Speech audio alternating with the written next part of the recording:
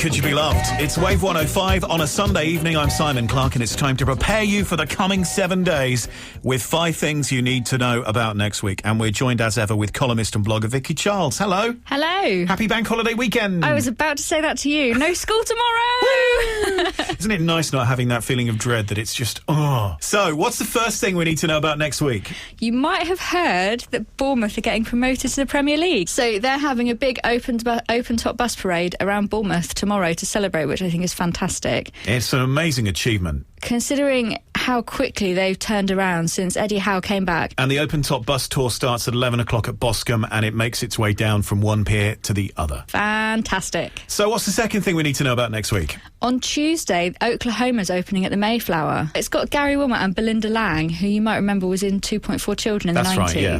So I think that's going to be really good. They call it the original feel-good musical. It's actually really making me want to go and see it. Have you seen the film on TV? Yes, I have, actually. Did you know it actually wasn't filmed in Oklahoma? Really? And if you want to find out where it was filmed and why, come and have a look at the link. Follow the link on our Facebook page where you'll get more details on everything that we're talking about, and you can find out why it wasn't filmed in Oklahoma. Yes. What's the third thing we need to know about next week? Thursday. Again, you might have heard a bit of a whisper. There's an election. I cannot wait to get it out of the way. It means I can move the recycling box from underneath the letterbox and put it back in the kitchen where it lives. I've had one thing through my door. I won't say who it was from. I've had one leaflet. Much stuff. They only need to say it once. Why send so much rubbish through the door? Clearly they care about your vote more than mine. Well, no, they do care about my vote because I live in one of the 25 key areas. Oh, I see. I don't. I live in a safe seat. A survey last week, though, showed 40% of us are undecided. So in places like where you're living, where it could possibly go either way, that's quite interesting. The most important thing, though, you do vote. A lot of people don't bother. You know, polling stations are open forever, and there's always little old ladies in there that have given up their afternoon for it.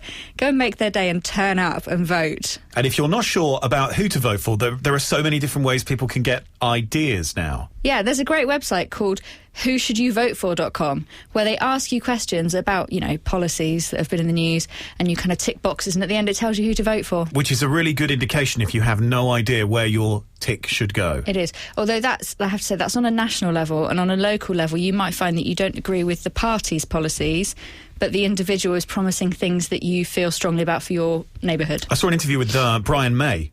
He of Queen fame the other day. I was going to say he of Badger fame, to be honest. Well, is he more famous for Badgers than he is Queen? These days, probably. He's worked on a website which will basically tell you how your local MP has fared against the promises that they originally stated.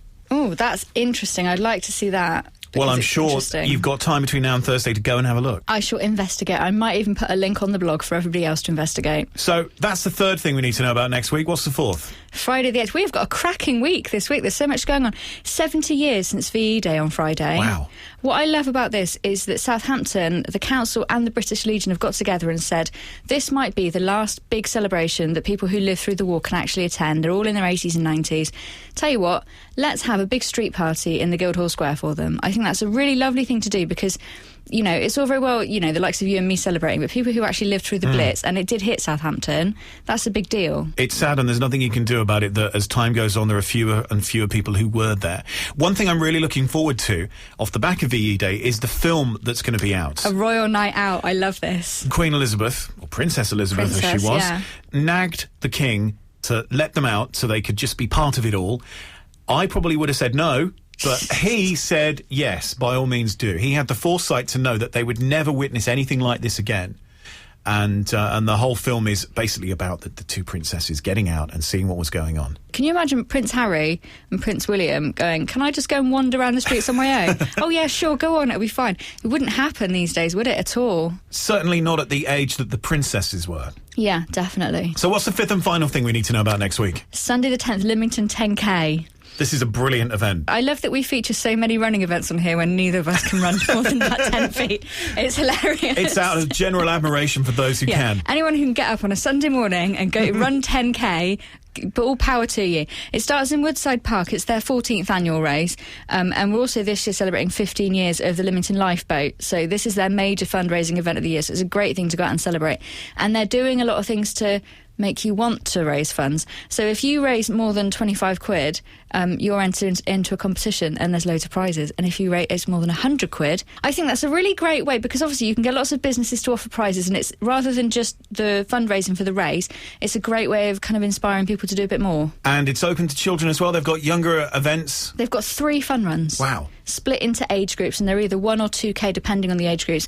But yeah, ages 5 to 15. So it's a whole family event. You can all go along, and if you're not in it, you can cheer everybody else on. If you want to find out more about any of the events we've just discussed, if you want to find out more about any of the 5 things we've just discussed, drop by our Facebook page now and you'll find a link to Vicky's blog, or you can go there direct. SingleMotherAhoy.com. This is Marlon Rudette on Wave 105. Have a great rest of Bank Holiday weekend. We'll see you next week. Bye.